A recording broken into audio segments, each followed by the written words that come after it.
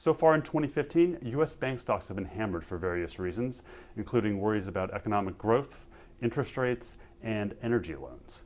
With me to discuss what we learned in the first set of earnings that were released this week is Ben McLannahan, U.S. banking editor.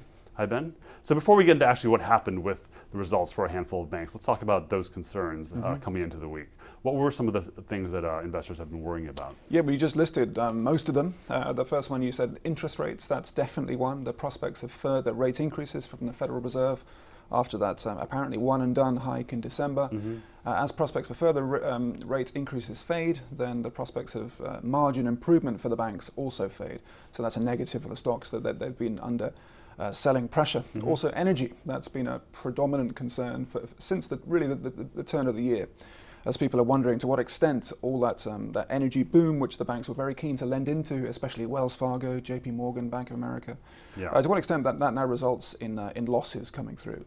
Okay, so we had three big banks report already this week: JP Morgan, Bank of America, and Citigroup. So JP Morgan traditionally leads off the lineup. So what had happened with them on Wednesday?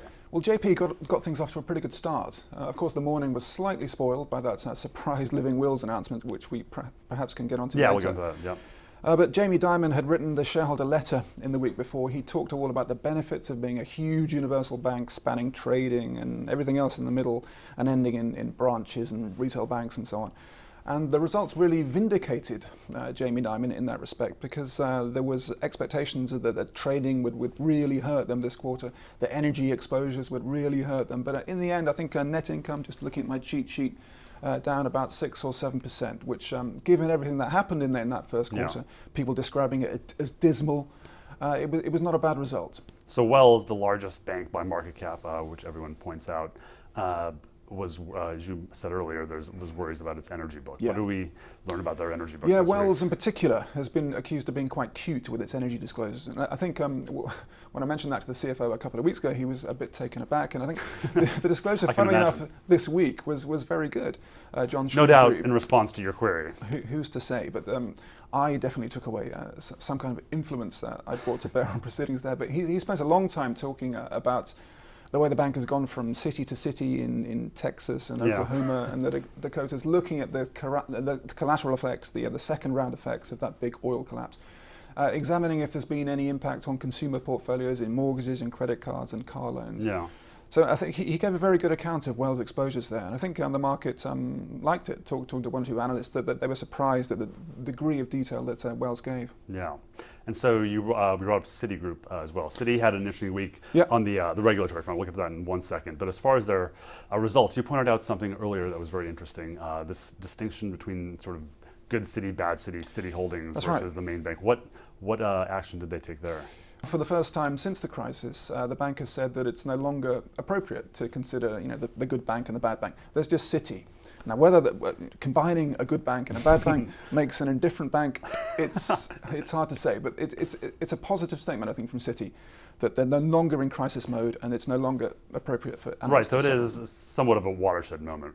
I think so. Well, certainly for Mike Corbat, because now the focus is on growth. What can you do?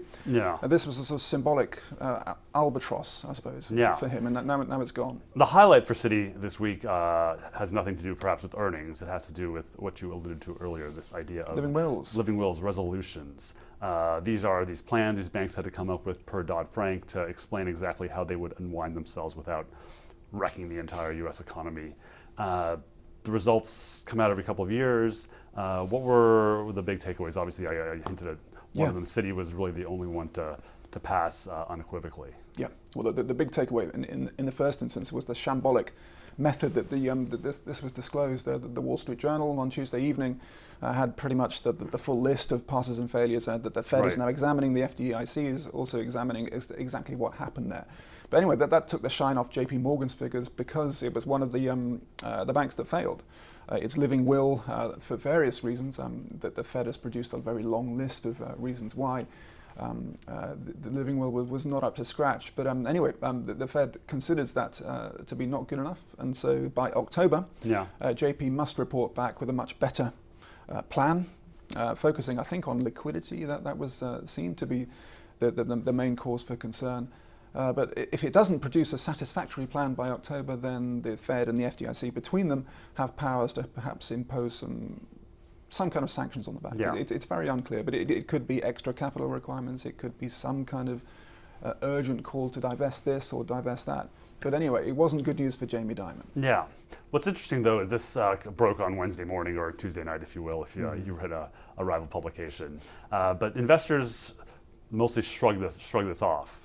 Shares rallied on Wednesday. That's right. So there's a decent chance these banks will take the actions they need to, and they'll eventually pass. Well, I think, to be honest, investors were so keyed up Yeah. to look at the capital markets damage, to look at the energy exposure, to see if the retail banks were really providing sufficient ballast for these companies. The living wills thing was just a distraction. Everyone knew it was coming sometime in the next couple of weeks. The timing was unfortunate, but the fact that JP has been deemed to have drafted this hypothetical scenario that is not meeting the Fed's hypothetical scenario, then who cares, frankly? Right. And so more fun awaits. There's CCAR, stress tests, capital returns coming up. So there's a lot to pay attention to, which I'm sure we'll talk about then. Thank you, Ben. Cheers, bye.